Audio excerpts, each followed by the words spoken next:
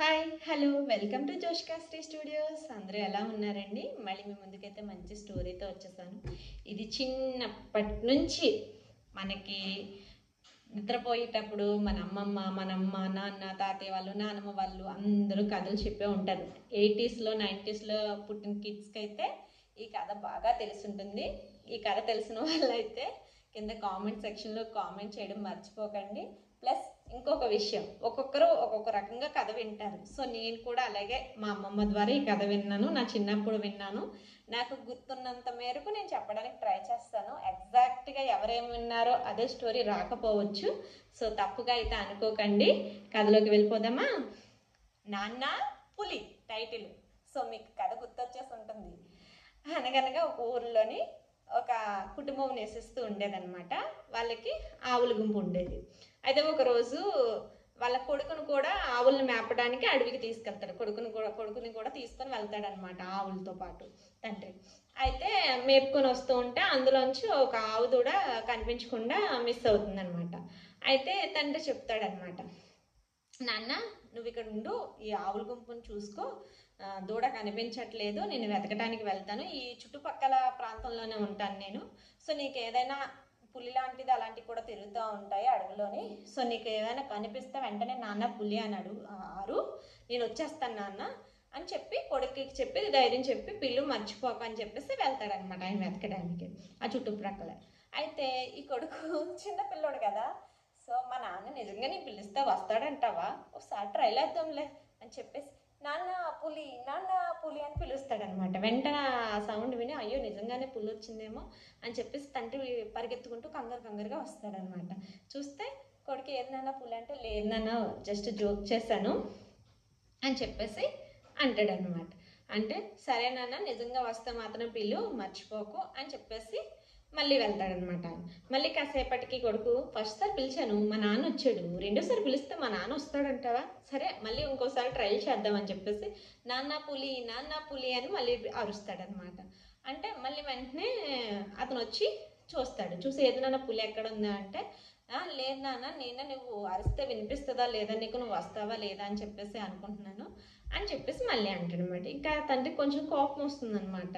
ఎందుకంటే పాపం ఆయన దూడని వెతకడానికి వెళ్ళాడు కదా, ఇలా వస్తూ ఉంటే చీకటి పడిపోతుంది, కనిపించదు కదా, సరే మళ్ళీ వస్తే పిల్ల అన్న అని చెప్పేసి మళ్ళీ వెళ్తాడనమాట.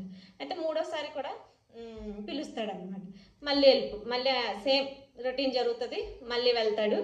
నాలుగోసారి నిజంగానే పులి వచ్చేస్తుంది. పాపం ఆ పిల్లడు భయపడిపోయి నాన్న పులి అని అరుస్తాడనమాట. ఆ తండ్రి తను అలాగే జోక్ చేయడానికి పిలుస్తూ ఉన్నాడు, నేను వెతకకుండా వెనక్కి ముందుకు తిరుగుతుంటే టైము వేస్ట్ అయిపోతుంది, చీకటి పడిపోతుంది, ఇంటికి వెళ్ళిపోవాలని చెప్పి ఆ దూడను వెతుక్కుంటా ఉంటాడు. వాడిని కొడుకు దగ్గరికి వెళ్ళాడు. బాబా నిజంగానే పులి వచ్చేస్తుంది, ఆవులను తినేస్తుంది, ఆ పిల్లోడిని కూడా తినేస్తుంది. ఇంకా అతను చూసుకొని వచ్చేసరికి అంతా ఇదైపోయి ఉంటుంది అనమాట. అప్పుడు చాలా బాధపడిపోతాడు తండ్రి, అయ్యో నా కొడుకుని నేను కాపాడుకోలేకపోయినా కదా అనేసి.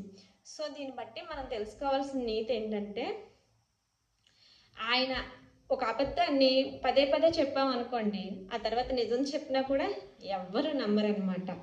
సో అది ఒక విషయం తెలుసుకోవాలి. మళ్ళీ రెండో విషయం, ఆ తండ్రి ఫీల్ అయ్యాడంట. ఏమని, అయ్యో నా కొడుకు 3 సార్లు పిలిస్తే నేను వెళ్ళానే, 4వసారి కూడా నిజమని నమ్మి వెళ్ళాల్సింది, వెళ్తే నా కొడుకును కాపాడుకునేదాన్ని, ఆ ఆవుల్ని కూడా కాపాడుకునేది, నేను ఎందుకు వెళ్ళలేదు, ఏమైంది, ఇంకోసారి వెళ్తే తప్పేముంది, నమ్మి వెళ్ళకుండా ఉండడం వల్లే కదా నేను పోగొట్టుకున్నానని ఆ తండ్రి పశ్చాత్తాపడ్డాడంట. సో ఎప్పుడైనా కూడా మనం అబద్ధం పదే చెప్పామనుకోండి, ఒకవేళ నిజం చెప్పినా కూడా ఆ నిజాన్ని ఎవరు నిజమని అనుకోరు, ఆ నిజానికి ఏమంటారు వాల్యూ కూడా ఉండదన్నమాట. ఇదే రియల్ ఎగ్జాంపుల్ నేను నా లైఫ్లో జరిగింది చెప్తానే. నేను బాగా చిన్నదాన్ని, 6th క్లాస్ అలా చదివేటప్పుడు ఆ రోజు April 1 అయితే అప్పుడు ఏప్రిల్ ఫుల్ అని ఏడిపించుకునే వాళ్ళం అనమాట. సో అలాగే ఆ రోజు ఉదయాన్నే మా ఇంటి దగ్గర కూరగాయల మొక్కలు అవన్నీ నాటారు.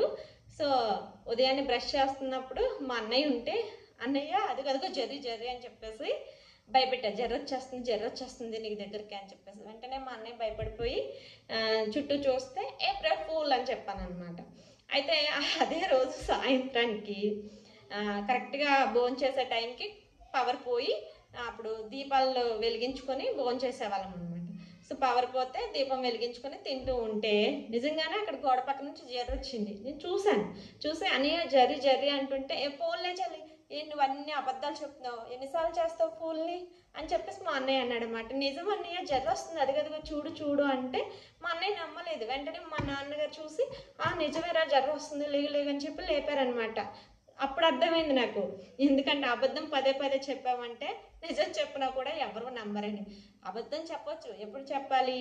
ఆ అబద్ధం నిజం చెప్తే అక్కడ ఏమన్నా ఇబ్బందులు జరగటమో లేకపోతే ఏమన్నా కష్టాలు వస్తాయి అనుకున్నప్పుడు అబద్ధం అంటారు కదా, అలా చెప్పొచ్చు. కానీ పదే జోవియల్గా జోక్ చేయడానికి ఇష్టం వచ్చినట్లు అబద్ధాలు చెప్పామంటే నిజం చెప్పినా కూడా వాల్యూ ఉండదన్నమాట.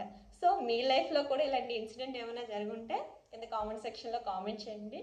కంటెంట్ నచ్చినట్లయితే వీడియో లైక్ చేయండి, షేర్ చేయండి. కొత్తగా చూస్తున్న వాళ్ళైతే సబ్స్క్రైబ్ చేయడం మర్చిపోకండి. Thank you all.